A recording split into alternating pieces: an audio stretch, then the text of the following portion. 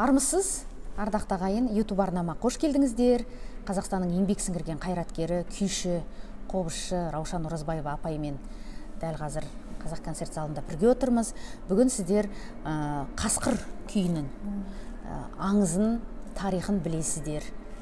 Ал апай, осы күй туралы айтып берсеңіз. Бабамыздың күйі Қасқыр. Бұл енді біздің көшпенді халықтың түркі халқына ортақ былайша тақырып көкбөрінің көкбөр туралы күйлер бар. Осы Қасқырдың ұлы, осы негізі қобыздың өзі, мысалы Аққуға да ұқсайды.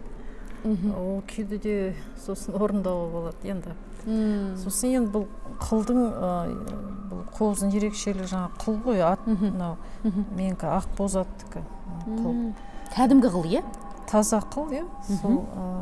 Соны бойымен бесіп сырғытып отырса, сонда әртүрлі ұлыған, жалпы қасқырға да ұқсайтын иттің де, төбеттің де ұлыған, сондай келтіруге болады.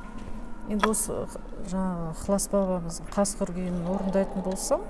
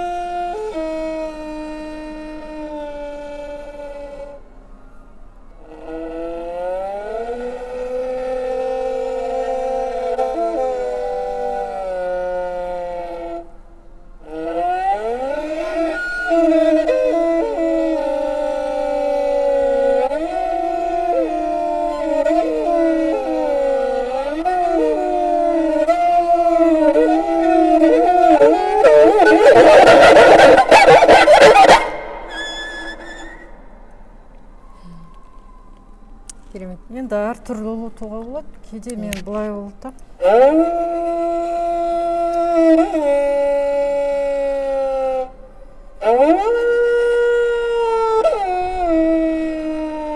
Деген сияқты енді әр адам әртүрлі. Ана жерде күйдің тілі бар демекші.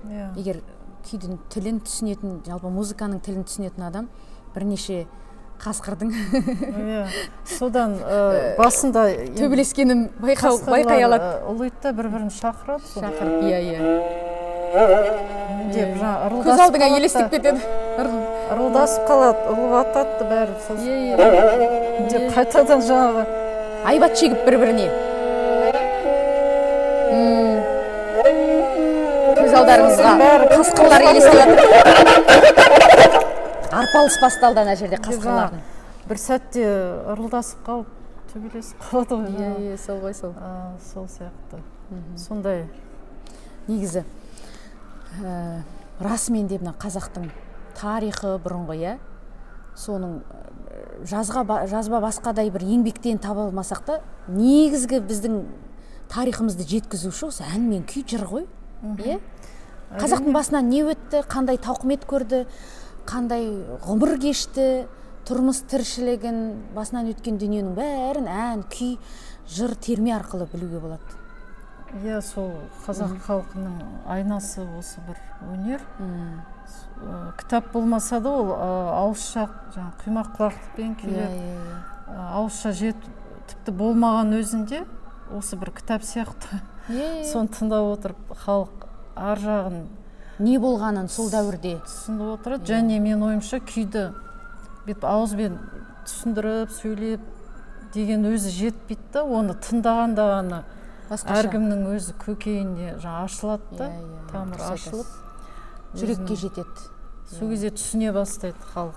А былай айтып беріп, ол жарайды, мынандай бір не болады өзі тарих. Осылай болыпты, ол сөйтіп мынандай бір іс-қимылды құрғақ айтуға сөзбен болады. баяндағанда дәл күйдің өзін тыңдағандай әсер бермейді ғой. Содан кейін күй жаңағы бір тұңғиық дейді ғой, сондай нәрсе. Мысалы жаңағы бір ғана қасқыр күйін бірнеше қасқыр бір-бірін ұлып шақырыпты да, бір арпалысып төбелесіп қапты дей салсаң, сөзбен ешқандай әсері жоқ. Айтпай-ақ та қояйық, жаңағы бір ғана күймен көз алдымызға бәрін елестетіп тастады ғой, былайша айтқанда. Рахмет апай сізге. Алла ғұмыр берсін. Өнеріңізде, өміріңізде өнегелі болып, қазақтың ұлттық музыкасын дамуына әсер ете беріңіз. Еңбек ете беріңіз. Ал сіздер біздің арнамызға жазылып, пікірлеріңізді қалдыра жүріңіздер, аман болыңыздар.